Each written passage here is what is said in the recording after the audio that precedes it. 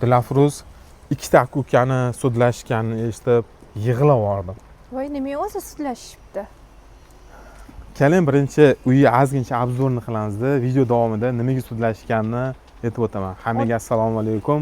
Uy haqida ozgincha Dilafruz tanishtirib o'ting. Marhamat. Marhamat. Odamlarga qiziqtirib qo'ydingiz. To'xtang. Agar uyimiz yoqsa, iloji bo'lsa, ayamasdan yurakchani qizartirib qo'yinglar. Marhamat. Marhamat. Bismillah. Uy haqida endi ozgincha ma'lumot bering. Xonadonimizda Yunusobod tumani Zenitda joylashgan 2,5 sotix yerga tushgan shunaqa fayzli xonadon. Fasadi vashti chiroyli ekan, zo'r. Fasad qismi menga ham yoqdi. Egiza uy ekan-a? Da, egiza uylar qaqras aka-uka, opa-singillarga to'g'ri keladi. Hozir videoni nima bilan tugashini video davomida aka-ukalarni nima uchun sudlashganini aytib o'tamiz. Balki vaqtimiz kam, tezroq birinchi xonadonimizni obzorini tugatib olib, keyin inshaalloh nima bilan tugaganini aytib o'tamiz. Bismillahirrohmanirrohim.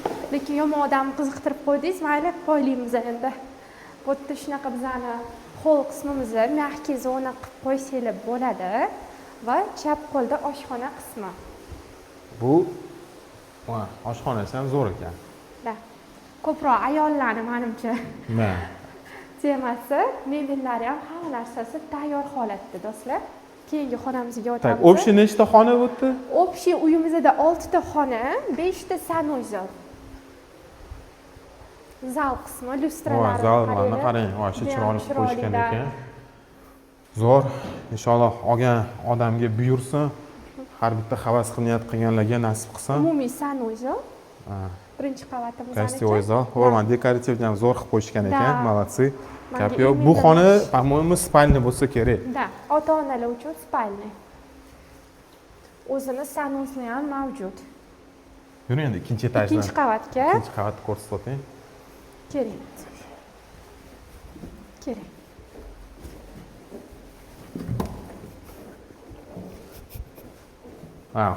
Hol zo'r ekan, kattagina hol ekan. Tak, bu xona yana bitta master spalni ekan. Master spalni, marhamat.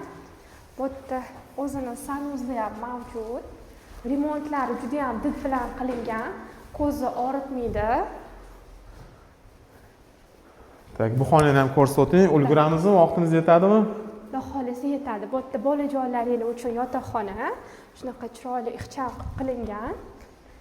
Vaqtimiz yetmas ekan, keling, qolgan xonalarni ko'rmoqchi bo'lsangiz, pastdagi nomerlarga aloqaga chiqib ko'rishingiz mumkin. Aka-uka nima uchun sudlashgan